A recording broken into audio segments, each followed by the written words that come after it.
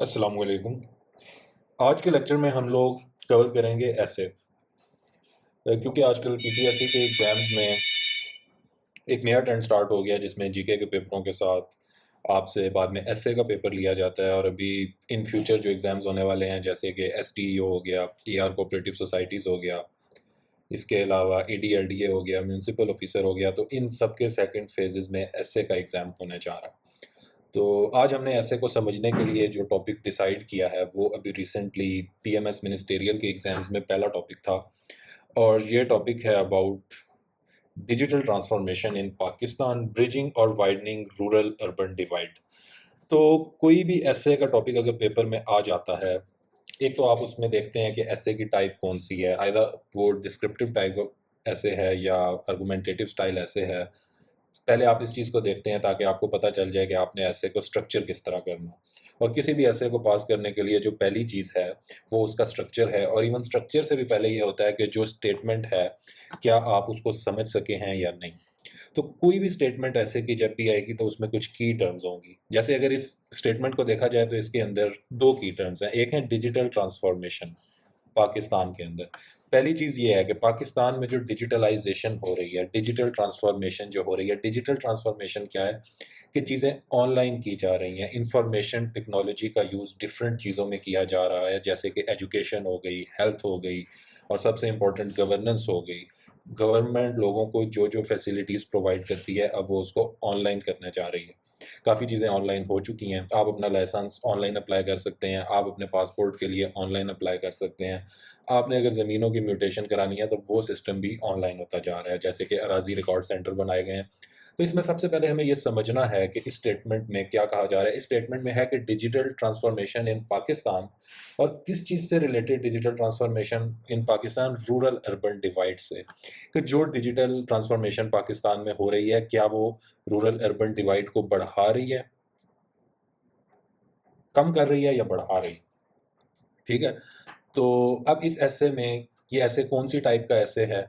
जिस भी ऐसे में और का वर्ड आ जाता है उसमें आपसे पूछा जाता है कि आप आया एक चीज़ का एक चीज़ की साइड लें या दूसरी चीज़ की साइड लें। तो इस ऐसे में भी आपसे पूछा जा रहा है कि आपके ख्याल में रूरल अर्बन डिवाइड बढ़ रहा है या कम हो रहा है डिजिटल ट्रांसफॉर्मेशन के आने से। तो इससे हमें ये पता चल जाता है कि ये आर्गुमेंटेटिव ऐसे है। ठीक है। अब क्योंकि हमें ये पता चल गया कि ये आर्गुमेंटेटिव ऐसे है, तो हमारी नेक्स्ट चीज़ ये होगी कि अब जो हमने स्ट्रक्चर फ़ॉलो करना है वो आर्गुमेंटेटिव ऐसे का स्ट्रक्चर है। और उसमें कोई ऐसी बड़ी बात नहीं है। इसमें जो आप सबसे पहले नंबर पे मेन पॉइंट्स अपने देंगे, वो आप एक स्टांस लेंगे।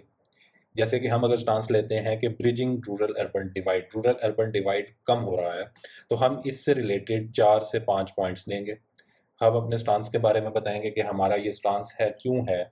हमारे स्टांस की बैकिंग के लिए हमारे पास कौन-कौन से पॉइंट्स मौजूद हैं। दूसरे नंबर पे एक चीज़ जो आर्गुमेंटेटिव ऐसे में ज़रूरी है, वो ये है कि आपने काउंटर आर्गुमेंट भी देना है। काउंटर आर्गुमेंट में आप हमेशा अपने स्टांस से जो कम मौसर किस्म के आर्गुमेंट्स होंगे, 2 से 3 वो देंगे। और इन काउंटर आर्गुमेंट्स को आपने आगे रिफ्यूट भी लाज़मी करना है, और इन काउंटर आर्गुमेंट्स को रिफ्यूट किया जाता है उसी पैराग्राफ के अंदर। लेकिन जब आउटलाइन में इसके बारे में बताया जाएगा तो वो आप अलग से रिफ्यूटल को ज़ाहिर करेंगे। उससे ये होगा कि एग्जामिनर को पता चल जाएगा कि आपने ऊपर रेफ्यूट किया है इसको प्रॉपरली। तो अब हम आर्गुमेंटेटिव ऐसे की आउटलाइन को स्टार्ट करते हैं। सबसे पहले क्या है, हम इंट्रोडक्शन में ये सारी चीज़ें आपको समझाने के लिए हैं। आप थीसिस स्टेटमेंट सिर्फ इंट्रोडक्शन में लिखेंगे वो बहुत होगा। और थीसिस स्टेटमेंट अभी तो हमें स्टार्ट में मिल रही है, लेकिन थीसिस स्टेटमेंट आपने अपनी आउटलाइन को ड्राफ्ट करने के बाद थीसिस स्टेटमेंट लिखनी है, क्योंकि आपका पूरा माइंड बन चुका होगा उस टाइम तक और आप एक बहुत अच्छी थीसिस स्टेटमेंट लिख पाएंगे। तो अगर कंटेक्स्ट देखा जाए तो वही बात जैसे हमने पहले की कि डिजिटल ट्रांसफॉर्मेशन जो कि पाकिस्तान में ग्रो कर रही है उस बारे में ये ऐसे है। और डिजिटल ट्रांसफॉर्मेशन का फोकस किस चीज़ पे है? फोकस हमारा है रूरल अर्बन डिवाइड पे, कि ये कम हो रहा है या ज़्यादा हो रहा है। उसके बाद जब हम थीसिस स्टेटमेंट देंगे, तो हम अपनी थीसिस स्टेटमेंट से ये चीज़ क्लियर कर देंगे कि हम क्या स्टांस लेने जा रहे हैं। जैसे यहाँ पे हम स्टांस लेंगे, digital transformation has the potential to reduce Pakistan's rural urban divide if infrastructural and economical hurdles are addressed through effective policy measures. हमने यहाँ पे ये चीज़ क्लियर कर दी कि हम ये समझते हैं कि डिजिटल ट्रांसफॉर्मेशन रिड्यूस कर देगी रूरल अर्बन डिवाइड को पाकिस्तान में, लेकिन साथ ये भी ज़रूरी है कि जो कुछ इंफ्रास्ट्रक्चरल या इकोनॉमिक हर्डल्स मौजूद हैं, उनके लिए प्रॉपर पॉलिसी मेजर्स किया जाए। इंट्रोडक्शन में थीसिस स्टेटमेंट लिखने के बाद एक बार ज़रूरी है कि जो की टर्म्स हैं, उनको एक पैराग्राफ के अंदर डिफ़ाइन कर दिया जाए ताकि हमारे एसे की जो डायरेक्शन है, जब हम वो अपने एसे के अंदर वाज़े करने लगें, तो सारी चीज़ें क्लियर हों। तो इसमें जो पहली टर्म है डिजिटल ट्रांसफ़ॉर्मेशन, इसमें हम ये बता देंगे कि डिजिटल ट्रांसफ़ॉर्मेशन के बारे में हमारा व्यू क्या है? हम क्या समझते हैं कि डिजिटल ट्रांसफ़ॉर्मेशन क्या होती है? ऐसे के अंदर। तो integration of information and communication technology in education, health, governance and commerce, मतलब किसी भी सेक्टर के अंदर, कोई भी लाइफ का सेक्टर है, चाहे वो एजुकेशन है, चाहे हेल्थ है, चाहे गवर्नेंस है, चाहे कॉमर्स है, उसके अंदर अगर इंफॉर्मेशन एंड कम्युनिकेशन टेक्नोलॉजी को शामिल कर दिया जाए तो इसको डिजिटल ट्रांसफॉर्मेशन कहा जाता है। रूरल अर्बन डिवाइड क्या होता है कि हमारे जो देही इलाके होते हैं और जो अर्बन इलाके होते हैं, उनमें हमें पहले से पता है कि लाइफ में फैसिलिटीज़ में फ़र्क है। तो अब हम लोग डिजिटल ट्रांसफ़ॉर्मेशन की तरफ जा रहे हैं, तो रूरल एरियाज़ में इंटरनेट या उस तरह के इंटरनेट यूज़ करने वाले गैजेट्स उस तरीके से मौजूद नहीं होते लोगों के पास, जैसे अर्बन एरियाज़ में होते हैं। तो ये इसके मुताबिक तो फिर ये एक डिवाइड आएगा। तो रूरल अर्बन डिवाइड पहले भी मौजूद होता था, अब डिजिटल ट्रांसफ़ॉर्मेशन आने के बाद हम आगे ये बताएँगे कि ये कैसे कम हो जाएगा। तो अब हमारी मेन हेडिंग स्टार्ट होगी जिसमें हम अपना स्टांस के बारे में बताने लगे हैं। Digital transformation bridging the rural urban divide. यहाँ हम अब ये बता रहे हैं कि किस तरीके से रूरल अर्बन डिवाइड को डिजिटल ट्रांसफॉर्मेशन कम करेगी। अब हम हमारा इसमें पहला पॉइंट है अबाउट एजुकेशन। अगर एजुकेशन का देखा जाए तो हमें इस चीज़ का आइडिया है कि जो हमारे रूरल एरियाज़ होते हैं, उनमें स्कूल्स नहीं होते, उनमें यूनिवर्सिटीज़ नहीं होती हैं और उनमें लोगों को एजुकेशन के लिए मसाइल अगर ट्रेडिशनली हम देखा जाए तो आते थे। अब यहाँ पे हमारा स्टांस ये है कि अब वो डिवाइड कम हो सकता है। वो डिवाइड कैसे कम हो सकता है? हमारा आर्गुमेंट ये है कि online lectures via YouTube and other platforms. अब आप देखें तो कुछ ऑनलाइन यूनिवर्सिटीज़ भी हैं, वर्चुअल यूनिवर्सिटी ऑफ पाकिस्तान हो गई, या आप किसी जॉब की तैयारी कर रहे हैं, किसी चीज़ के लिए तैयारी कर रहे हैं, तो आपको यूट्यूब पे लेक्चर्स मौजूद होते हैं। जैसे अभी ये लेक्चर भी यूट्यूब पे मौजूद होगा, तो कोई बंदा गाँव में बैठा है या शहर में बैठा है, तो वो ये लेक्चर ले सकता है।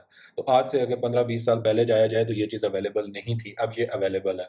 अब बंदा शहर से हो या गाँव से हो, वो सिमिलर किस्म के लेक्चर लेके इक्वालिटी पे कम्पीट कर सकता है। तो ये हमारा पहला आर्गुमेंट होगा कि एजुकेशन के सिलसिले में अगर देखा जाए, तो जो डिजिटल ट्रांसफॉर्मेशन थी पाकिस्तान में, उसने इस गैप को कम कर दिया है। सेकंड आर्गुमेंट में हम ये बताएँगे कि एआई रिलेटेड टूल्स जैसे चैट जीपीटी है। तो चैट जीपीटी अगर आप कोई बंदा गाँव में बैठा हो या शहर में बैठा हो, तो वो तमाम ही यूज़ कर सकते हैं। ठीक है? तो इस तरह से हम ये बता देंगे, अपने पहले आर्गुमेंट को हम प्रूव कर देंगे कि एजुकेशन से रिलेटेड अगर देखा जाए तो रूरल अर्बन डिवाइड किस तरह कम हुआ है, क्योंकि अब गाँव के लोग भी एजुकेशन एट पार हासिल कर सकते हैं शहर के लोगों के बराबर। सेकंड पॉइंट होगा हमारा हेल्थ केयर। अब अगर देखा जाए ट्रेडिशनली क्या होता था, ट्रेडिशनली ये होता था कि गाँव में हॉस्पिटल्स नहीं होते थे। अगर किसी बंदे को मेडिकली किसी एडवाइस की ज़रूरत है, तो वो नहीं मिल पाती थी। आपने अगर दवाइयाँ लेनी हैं, तो आपको खुद जाना पड़ता था, आपको शहर से जाके लानी पड़ती थीं। लेकिन अब आजकल अगर देखा जाए तो ऑनलाइन मेडिकल कंसल्टेशंस अवेलेबल हैं। लाइक अगर आपके पास नेट और एक कैमरा मौजूद है, आप किसी अच्छे डॉक्टर के साथ ऑनलाइन कंसल्टेशन में आ सकते हो। और जो छोटे-मोटे मसाइल होते हैं जिनमें किसी टेस्ट की ज़रूरत नहीं होती, तो जो आपने इतना फ्यूल लगा के इतना डिस्टेंस तय करके जाना था, अब आपको बैठे-बैठे वो एडवाइस मिल जाएगी और यही पता चल ज प्रिस्क्रिप्शन भी मिल जाएगी मेडिसिन्स की, और उसके बाद आप उन्हीं मेडिसिन्स को ऑनलाइन मँगवा सकते हैं। ये चीज़ पहले नहीं थी, अब बंदा गाँव में हो, इवन शहरों के लोग भी अब ऑनलाइन चीज़ें मँगवाते हैं, तो वो गाँव के लोग भी मँगवा सकते हैं। तो यहाँ पे जो रूरल अर्बन डिवाइड था, वो ब्रिज हो रहा है इस तरीके से। फिर हम लोग थर्ड देखते हैं तो गवर्नेंस। ई गवर्नेंस एक बहुत ही इंपॉर्टेंट चीज़ है जो कि ज़रूरी भी है। आजकल हर गवर्नमेंट को ई गवर्नमेंट की तरफ जाना चाहिए और ज़्यादा से ज़्यादा चीज़ों को डिजिटलाइज़ करना चाहिए। डिजिटलाइज़ करने से एक तो रेड टेपिज़्म में कमी आएगी, दूसरा जो गवर्नमेंट के कामों में बहुत ज़्यादा टाइम लगता है वो स्मूथ हो जाएँगे, उनमें करप्शन कम हो जाएगी। तो ई गवर्नेंस से ना सिर्फ ये चीज़ें कम होंगी बल्कि रूरल अर्बन डिवाइड भी कम होगा। वो कैसे? अब digitalisation of land record centres हैं, अराज़ी रिकॉर्ड सेंटर्स हैं, ठीक है? तो ये अब डिजिटली अगर इन्होंने अपनी साइट्स को अपडेट कर दिया है, तो आप मोबाइल से भी इनको रीच करके ईज़िली अपना जो भी म्यूटेशन या कोई काम है, उसको इनिशिएट कर सकते हैं। तो इस तरीके से कोई बंदा गाँव में बैठा है या शहर में बैठा है, तो ये दोनों बंदों के लिए इक्वालिटी है। इसी तरह शहर का बंदा पहले पासपोर्ट ऑफ़िस जल्दी पहुँच जाता था, गाँव के बंदे को लाइसेंस या इस किस्म की चीज़ों के लिए ज़्यादा सफ़र करना पड़ता था। अब क्या है कि आप अपने पासपोर्ट के लिए ऑनलाइन अप्लाई करोगे, अपना एड्रेस दोगे और आपका पासपोर्ट आ जाएगा। इसी तरीके से आप लाइसेंस के लिए भी अप्लाई कर सकते हो और टैक्स वगैरह के लिए भी अप्लाई कर सकते हो। तो गवर्नेंस के पर्सपेक्टिव में भी अगर देखा जाए तो अभी जो डिजिटल ट्रांसफॉर्मेशन है वो इस गैप को फिल कर रही है। उसके बाद हम अपने फोर्थ पॉइंट की तरफ जाएंगे। इस तरीके से इसमें पॉइंट्स बहुत से ऐड किए जा सकते हैं, लेकिन अभी हमारा मकसद ये था कि हम एक बार दिखा दें कि आर्गुमेंटेटिव ऐसे का बेसिकली जो स्ट्रक्चर है वो किस तरीके से लेके चलना है, क्योंकि अगर स्ट्रक्चर ठीक होगा तो उसके अंदर लिखी हुई चीज़ें भी ठीक होंगी। अगर स्ट्रक्चर ही गलत हो जाएगा तो नो मैटर व्हाट आप जो भी लिखें तो ऐसे पास नहीं हो सकेगा। तो फोर्थ पॉइंट है एम्प्लॉयमेंट एंड एंटरप्रेन्योरशिप। इसमें क्या है, आप देखें सोशल मीडिया एंटरप्रेन्योरशिप। अब यूट्यूब पे कोई बंदा अपना बिजनेस स्टार्ट करता है या किसी और दराज पे या किसी भी उस पे, तो वो चाहे गांव से हो चाहे शहर से हो, उसको इक्वल अपॉर्चुनिटी है। इवन गांव के लोगों को कहीं पे एज भी है। जैसे विलेज के कुछ व्लॉगर्स हैं जिन्होंने यूट्यूब पे व्लॉग बनाने स्टार्ट किए तो लोगों ने उन्हें इवन ज़्यादा पसंद किया और उन्होंने वो अपनी लाइफ विलेज की शो करके उससे वो मशहूर हो गए। इसी तरह विलेज से रिलेटेड किसी के हैंडीक्राफ्ट्स या कोई ऐसी ऑर्गेनिक चीज़ मौजूद है। आजकल ऑर्गेनिक चीज़ों की बड़ी मांग है। आजकल क्योंकि मोस्टली जो आबादियां हैं वो शहरों में रहती हैं तो वो ऑर्गेनिक चीज़ों को बड़ा मिस करती हैं। तो अब अगर देखा जाए तो सोशल मीडिया एंटरप्रेन्योरशिप के ज़रिए गांव में हर बंदे के पास मोबाइल आजकल गांव में भी होता है, तो वो अपनी ऑर्गेनिक चीज़ों को प्रमोट कर सकते हैं। अगर कोई सरगोदा से आया तो वो अपने माल्टों को प्रमोट कर सकते हैं। मुल्तान के जो आम हैं उनकी इवन वर्थ अमेरिका तक है। तो आप अपनी किसी भी चीज़ को जो है वो ऑनलाइन मीडियम के ज़रिए प्रमोट करके बिज़नेस भी कर सकते हैं। अब जैसे अगर ई-कॉमर्स को देखा जाए, दराज़ पे कोई गाँव का बंदा है वो अपनी कोई चीज़ सेल कर सकता है। तो इस तरीके से जो पहले एक डिवाइड होता था, पहले रूरल और अर्बन एरियाज़ की लाइफ़ में इन सारी डायमेंशन में बहुत ज़्यादा गैप था। वो बिज़नेस नहीं कर सकते थे, गवर्नेंस की जो फैसिलिटीज़ थी वो उन तक नहीं पहुँचती थी, एजुकेशन नहीं पहुँचती थी। आजकल ये आसान हो गया है कि आपने सिर्फ़ उन्हें इंटरनेट और गैजेट्स प्रोवाइड करने हैं और इन बहुत से पर्सपेक्टिव्स के अंदर उनको आसानी हो जाएगी और ये डिवाइड कम होने लग जाएगा। तो ये 4 पॉइंट्स हमने दे दिए 2 घंटे के ऐसे में, ये 4 आप पैराग्राफ लिखेंगे इनफ होगा। अब उसके बाद एक चीज़ जो बहुत ज़रूरी है आर्गुमेंटेटिव ऐसे में, कि आपने काउंटर आर्गुमेंट्स लाज़मी देने हैं। अब डिजिटल ट्रांसफॉर्मेशन वाइडनिंग दी रूरल अर्बन डिवाइड, यहाँ पे अब हम काउंटर आर्गुमेंट्स देते हैं जो एंटीथेसिस है। वो सबसे पहले ये है कि इंफ्रास्ट्रक्चर डेफिसिट। गाँव और शहर में देखा जाए तो गाँवों में तो एक इंफ्रास्ट्रक्चर का डेफिसिट होता है, वहाँ पे इंटरनेट की सर्विस भी अवेलेबल नहीं होती, उसी के साथ-साथ वहाँ पे पावर आउटेज भी ज़्यादा होते हैं। अगर हम लोड शेडिंग को देखें तो लोड शेडिंग गाँव में ज़्यादा होती है। इवन अगर किसी बंदे के पास इंटरनेट आ भी रहा है, लेकिन जब लाइट जाएगी तो वो यूज़ नहीं कर सकेगा। वो यूट्यूब यूज़ कर रहा है, वो कोई और चीज़ से रिलेटेड अपना बिज़नेस कर रहा है, तो ये चीज़ें तो डिस्टर्ब होंगी। तो हमारा पहला आर्गुमेंट ये है कि अगर कंपेयर किया जाए तो एक इंफ्रास्ट्रक्चर डेफिसिट तो मौजूद है, इसमें कोई शक नहीं है। इसमें और चीज़ें भी ऐड की जा सकती हैं कि इंटरनेट नहीं है, बिजली नहीं है, इस किस्म की और चीज़ें जो डिजिटल ट्रांसफॉर्मेशन से रिलेटेड हों। और सेकंड हम आर्गुमेंट इसमें ये देंगे कि economic inequalities, high cost of digital devices, गाँव के लोगों के हिसाब से जो डिजिटल डिवाइसेस की कॉस्ट है वो बहुत हाई है, वो अफोर्ड नहीं कर सकते। इसी के साथ-साथ एक्सपेंसिव इंटरनेट बंडल्स, इंटरनेट के बंडल्स बड़े एक्सपेंसिव होते हैं, उनके लिए वो इनको अफोर्ड नहीं कर सकते। तो जो आपका एम्फेसिस है वो काउंटर आर्गुमेंट्स में ये है कि उनको आपने इतना ज़्यादा स्ट्रॉन्ग करके नहीं देना। इस तरह देना है कि वो बाद में वही चीज़ रिफ्यूट भी हो सके किसी न किसी तरीके से। तो उसके बाद नेक्स्ट जो हमारे पॉइंट्स होंगे वो होंगे रिफ्यूटेशन ऑफ काउंटर आर्गुमेंट्स। तो ये काउंटर आर्गुमेंट्स आपने जिस पैराग्राफ में लिखने हैं उसी के अंदर उसके बाद इनको रिफ्यूट भी कर देना है। लेकिन आउटलाइन के अंदर आप इसे अलग से मेंशन कर सकते हैं ताकि एग्जामिनर की नज़र में ये आ जाए। अब जैसे इंफ्रास्ट्रक्चर डेफिसिट है तो increasing coverage of 3G 4G और 5G जो भी चल रहा है, आप उसकी यूनिवर्सल सर्विस करें। यूनिवर्सल सर्विस करेंगे तो इंटरनेट गाँव तक भी पहुँच जाएगा और ये कोई मुश्किल काम नहीं है।